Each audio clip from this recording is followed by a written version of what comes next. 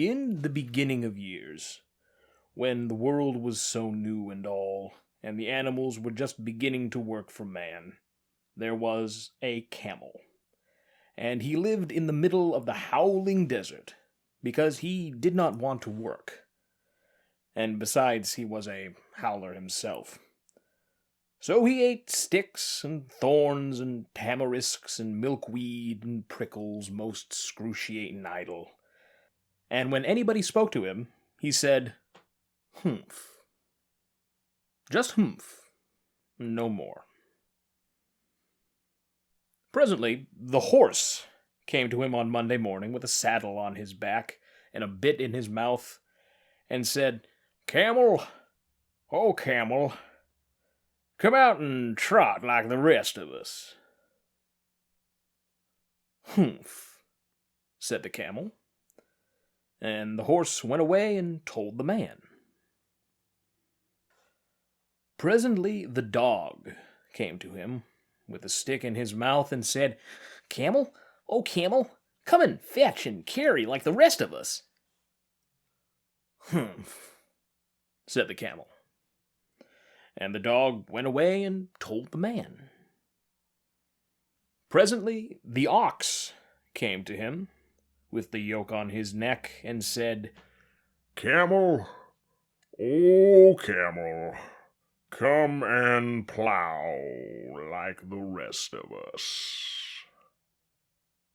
"Humph," said the camel. And the ox went away and told the man. At the end of the day, the man called the horse and the dog and the ox together, and said, "3, oh 3, I'm very sorry for you, with the world so new and all, but that hump thing in the desert can't work, or he would have been here by now. So I am going to leave him alone, and you must work double time to make up for it."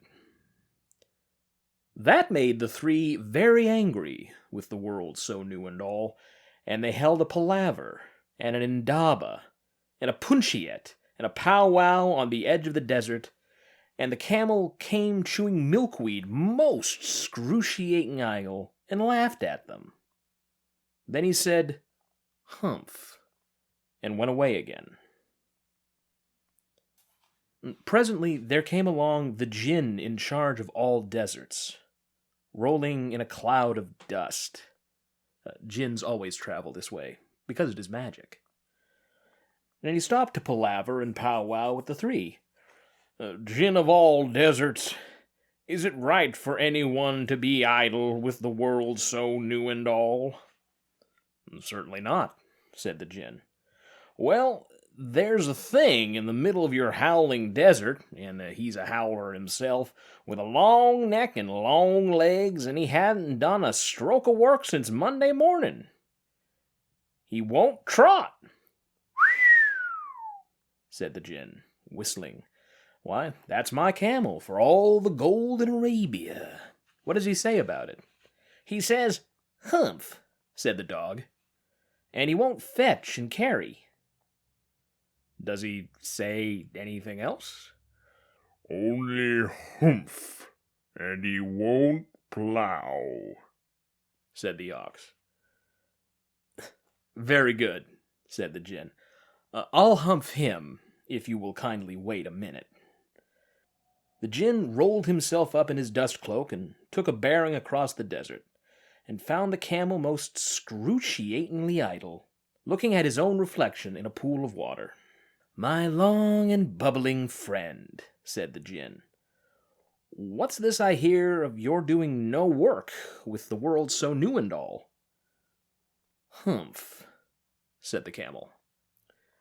The djinn sat down, with his chin in his hand, and began to think a great magic, while the camel looked at his own reflection in the pool of water. "You've given the 3 extra work ever since Monday morning, all on account of your excruciating idleness," said the djinn. And he went on thinking magics, with his chin in his hand.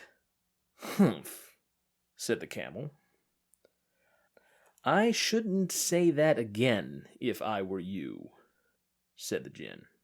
You might say it once too often. Bubbles, I want you to work. And the camel said humph again. But no sooner had he said it than he saw his back that he was so proud of, puffing up into a great big lolloping humph. Do you see that? Said the Djinn. That's your very own humph that you've brought upon your very own self by not working. Today is Thursday, and you've done no work since Monday, when the work began. Now, you are going to work. Well, how can I, said the camel, with this humph on my back? Well, that's made a purpose, said the Djinn, all because you missed those 3 days.